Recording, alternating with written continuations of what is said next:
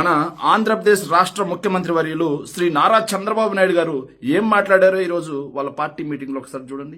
వైఎస్ఆర్ కాంగ్రెస్ పార్టీకి డైరెక్ట్ గా ఇండైరెక్ట్ గా మనం పనులు చేసే పరిస్థితి ఏ స్థాయిలో కూడా రాకూడదు. అది చేస్తే పాముకు పాలు పోసినట్టే. సో ఇంతకు మించి దిగజారుడు తరం ప్రదర్శించే ముఖ్యమంత్రి నాకు తెలిసి భారతదేశ రాజ్యాంగంలో భారతదేశ చరిత్రలో ఎవరు ఉండరు అనుకుంటా. ఏమైనా నారా చంద్రబాబు నాయుడు గారు, మీరు ముఖ్యమంత్రిగా ప్రజలు మిమ్మల్ని గెలిపించిన తర్వాత మీరు గవర్నర్ సమక్షంలో ప్రమాణ స్వీకారం మహోత్సవంలో మీరు చేసిన ప్రమాణం ఏంటి? అని చెప్పేసి గవర్నర్ గారు అనగానే నారా చంద్రబాబు నాయుడు అనే నేను శాసనం ద్వారా నిర్మితమైన భారత రాజ్యాంగం పట్ల నిజమైన విశ్వాసం విధేయత చూపుతానని భయం గాని పక్షపాతం గాని రాగద్వేషాలు గాని లేకుండా పరిపాలన చేస్తానని దైవ సాక్షిగా ప్రమాణ స్వీకారం చేశారు. రాజ్యాంగం సాక్షిగా ప్రమాణ స్వీకారం చేశారు. కానీ ఈరోజు మీరు మాట్లాడిన మాటలేంటి? వైఎస్ఆర్ కాంగ్రెస్ పార్టీ వాళ్ళకి డైరెక్ట్గా కానీ ఇండైరెక్ట్గా కానీ ఎలాంటి ప్రభుత్వ ప్రాయోజిత పథకాలు కానీ పనులు కానీ ఏమీ చేయకూడదు అని చెప్పేసి ఇంత బహిరంగంగా నిస్సిగ్గుగా మాట్లాడారంటే మీరు కనీసం రాజ్యాంగాన్ని ఉల్లంఘించినట్టు కాదా? చంద్రబాబు నాయుడు గారు గుర్తుపెట్టుకోండి, మీరు తెలుగుదేశం పార్టీకి ముఖ్యమంత్రి గారు కాదు. ఆంధ్ర రాష్ట్ర ప్రజలందరికీ, మీకు ఓట్లు వేసిన వాళ్ళకి, ఓట్లు వేయని వాళ్ళకి, మిమ్మల్ని పొగిడిన వాళ్ళకి, మిమ్మల్ని తిట్టిన వాళ్ళకి కూడా మీరే ముఖ్యమంత్రి. అది మర్చిపోయారేమో, చేసిన ప్రమాణం మర్చిపోయారేమో. ఇంత సీనియారిటీ ఉండి ఇంత నిస్సిగ్గుగా వైఎస్ఆర్ కాంగ్రెస్ పార్టీ వాళ్ళకి డైరెక్ట్గా ఇండైరెక్ట్గా పనులు చేయొద్దంటే 1,40,00,000 మంది ప్రజల్ని ప్రభుత్వ ప్రాయోజిత ప్రయోజనాలు ఏది కూడా రాకుండా ఆపేయడానికి కుట్రపడినారా? ఇదే మాట గత ప్రభుత్వంలో జగన్మోహన్ రెడ్డి గారు చేసి ఉంటే కులం గాని, మతం గాని, ప్రాంతం గాని, రాజకీయాలు గాని, పార్టీలు గాని ఏవి కూడా చూడొద్దండి. అర్హత ఉన్న ప్రతి ఒక్కరికి ఇది చేరాలి. కానీ జగన్మోహన్ రెడ్డి గారు ఎన్నికలు అయిపోగానే కలెక్టర్ల సదస్సులు, అదేవిధంగా ఏదైతే వైఎస్ఆర్ కాంగ్రెస్ పార్టీ సర్వసభ్య సమావేశంలో అనుకొని చెప్పిన మాట ఏంది? రాజకీయాలు అనేవి కేవలం ఎన్నికల వరకు మాత్రమే. ఎన్నికల తర్వాత రాజకీయాలు లేవు, కులం లేదు, మతం లేదు, ప్రాంతం లేదు. వాళ్ళందరికీ కూడా నేనే ముఖ్యమంత్రి, వాళ్ళందరికీ కూడా ప్రభుత్వ పథకాలు అందాల్సిందే, ప్రభుత్వ ప్రయోజనాలు పొందాల్సిందే, పార్టీలకు అతీతంగా, కులాలకు అతీతంగా, మతాలకు అతీతంగా అని చెప్పేసి జగన్మోహన్ రెడ్డి గారు మాట్లాడి వాళ్ళకి అన్ని కూడా ప్రభుత్వ ప్రయోజనాలు మొత్తం కూడా డోర్ స్టెప్ డెలివరీ చేస్తే దాన్ని మీరు మాట్లాడిన మాట జగన్మోహన్ రెడ్డి గారిని సైకో అని, ఉన్మాదని మాట్లాడారు. మరి ఈ రోజు మీరు మాట్లాడిన మాటలకి మిమ్మల్ని ఏమనాలి అనేది మీ అంతరాత్మను ప్రశ్నించుకోండి మిస్టర్ చంద్రబాబు నాయుడు గారు. సో నేను ఇది ఖచ్చితంగా రాజ్యాంగ ఉల్లంఘనే, ఇది చట్టాల ఉల్లంఘనే.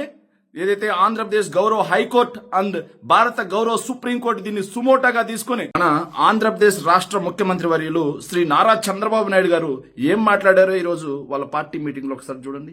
వైఎస్ఆర్ కాంగ్రెస్ పార్టీకి డైరెక్ట్ గా ఇండైరెక్ట్ గా మనం పనులు చేసే పరిస్థితి ఏ స్థాయిలో కూడా రాకూడదు. అది చేస్తే పాముకు పాలు పోసినట్టే.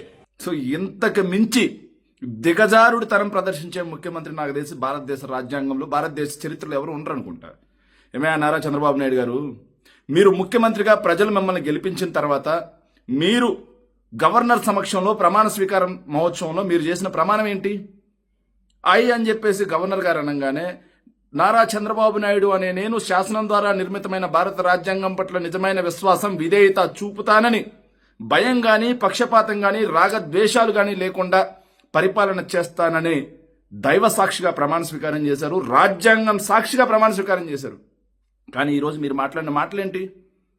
వైఎస్ఆర్ కాంగ్రెస్ పార్టీ వాళ్ళకి డైరెక్ట్గా కానీ ఇండైరెక్ట్గా కానీ ఎలాంటి ప్రభుత్వ ప్రాయోజిత పథకాలు కానీ పనులు కానీ ఏమీ చేయకూడదు అని చెప్పేసి ఇంత బహిరంగంగా నిస్సిగ్గుగా మాట్లాడారంటే మీరు కనీసం రాజ్యాంగాన్ని ఉల్లంఘించినట్టు కాదా? చంద్రబాబు నాయుడు గారు గుర్తుపెట్టుకోండి, మీరు తెలుగుదేశం పార్టీకి ముఖ్యమంత్రి గారు కాదు. ఆంధ్ర రాష్ట్ర ప్రజలందరికీ, మీకు ఓట్లు వేసిన వాళ్ళకి, ఓట్లు వేయని వాళ్ళకి, మిమ్మల్ని పొగిడిన వాళ్ళకి, మిమ్మల్ని తిట్టిన వాళ్ళకి కూడా మీరే ముఖ్యమంత్రి. అది మర్చిపోయారేమో, చేసిన ప్రమాణం మర్చిపోయారేమో. ఇంత సీనియారిటీ ఉండి ఇంత నిస్సిగ్గుగా వైఎస్ఆర్ కాంగ్రెస్ పార్టీ వాళ్ళకి డైరెక్ట్గా ఇండైరెక్ట్గా పనులు చేయొద్దంటే 1,40,00,000 మంది ప్రజల్ని ప్రభుత్వ ప్రాయోజిత ప్రయోజనాలు ఏది కూడా రాకుండా ఆపేయడానికి కుట్రపడినారా? ఇదే మాట గత ప్రభుత్వంలో జగన్మోహన్ రెడ్డి గారు చేసి ఉంటే కులం గాని, మతం గాని, ప్రాంతం గాని, రాజకీయాలు గాని, పార్టీలు గాని ఏవి కూడా చూడొద్దండి. అర్హత ఉన్న ప్రతి ఒక్కరికి ఇది చేరాలి. కానీ జగన్మోహన్ రెడ్డి గారు ఎన్నికలు అయిపోగానే కలెక్టర్ల సదస్సులు, అదేవిధంగా ఏదైతే వైఎస్ఆర్ కాంగ్రెస్ పార్టీ సర్వసభ్య సమావేశంలో అనుకొని చెప్పిన మాట ఏంది? రాజకీయాలు అనేవి కేవలం ఎన్నికల వరకు మాత్రమే. ఎన్నికల తర్వాత రాజకీయాలు లేవు, కులం లేదు, మతం లేదు, ప్రాంతం లేదు. వాళ్ళందరికీ కూడా నేనే ముఖ్యమంత్రి, వాళ్ళందరికీ కూడా ప్రభుత్వ పథకాలు అందాల్సిందే, ప్రభుత్వ ప్రయోజనాలు పొందాల్సిందే, పార్టీలకు అతీతంగా, కులాలకు అతీతంగా, మతాలకు అతీతంగా అని చెప్పేసి జగన్మోహన్ రెడ్డి గారు మాట్లాడి వాళ్ళకి అన్ని కూడా ప్రభుత్వ ప్రయోజనాలు మొత్తం కూడా డోర్ స్టెప్ డెలివరీ చేస్తే దాన్ని మీరు మాట్లాడిన మాట జగన్మోహన్ రెడ్డి గారిని సైకో అని, ఉన్మాదని మాట్లాడారు. మరి ఈ రోజు మీరు మాట్లాడిన మాటలకి మిమ్మల్ని ఏమనాలి అనేది మీ అంతరాత్మను ప్రశ్నించుకోండి మిస్టర్ చంద్రబాబు నాయుడు గారు. సో నేను ఇది ఖచ్చితంగా రాజ్యాంగ ఉల్లంఘనే, ఇది చట్టాల ఉల్లంఘనే.